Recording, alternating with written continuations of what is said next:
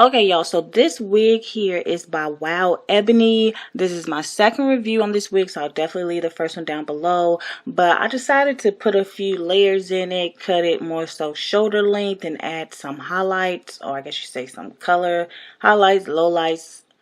It's all up in there. So let's see how I got it done. So this is the wig. This is pretty much how it was after I finished customizing the first time. So I just put the wig on, and this is before I washed it. I was trying to get a good look at it and go ahead and add my layers.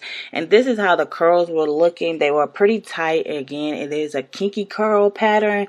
So here I'm just go ahead and cutting in some layers, trying to get it more like shoulder length, more like a bob, or I cut it more so into like a lob.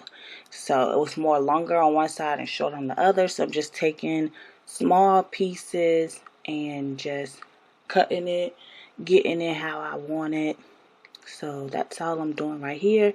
And this wig is really nice. Their customer service is really nice. But it was real cute, like this black, before I added the colors. But I decided to add some color for Valentine's Day. So here's the bleach I'm using. And I think I used like a 40 volume developer. So here I'm just putting it on my ends. I don't know, I had like this vision in my head, and yes, it was burning my nose.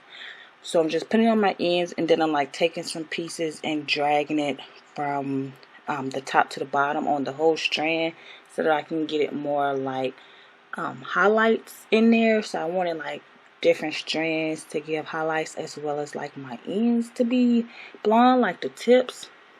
But it just seemed like I ended up coloring the whole front.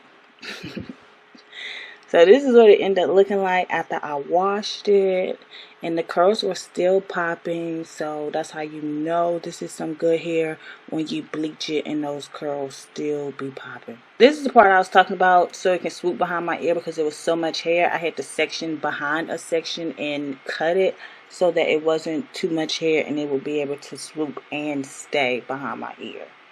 So that's what I'm doing here. That's how much I cut off, so that I can get it to swoop behind my ear and stay there.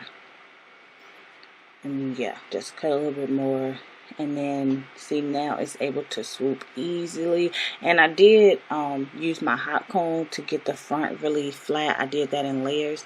So here I'm just sectioning off my hair from the back to the front, so that I can define my curls. So I start off with the water bottle, and then I just take a pick and comb through it. And then I take this mixture that I put in this bottle, which is some grapeseed oil, some water, and some Got2b glue gel.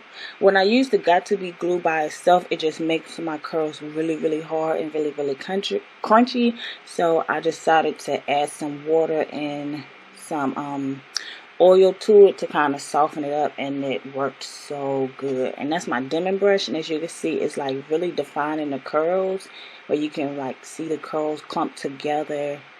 So that was really good. So I think that's how I'm gonna start doing my curly hair. I don't know, but it worked really, really well on this curly hair, because you know curly hair acts different, just like everybody's natural hair acts different. So you guys try it. Let me know if it works out for you. And then I just take my diffuser and blow dry my curls. And that's pretty much how I did my entire hair.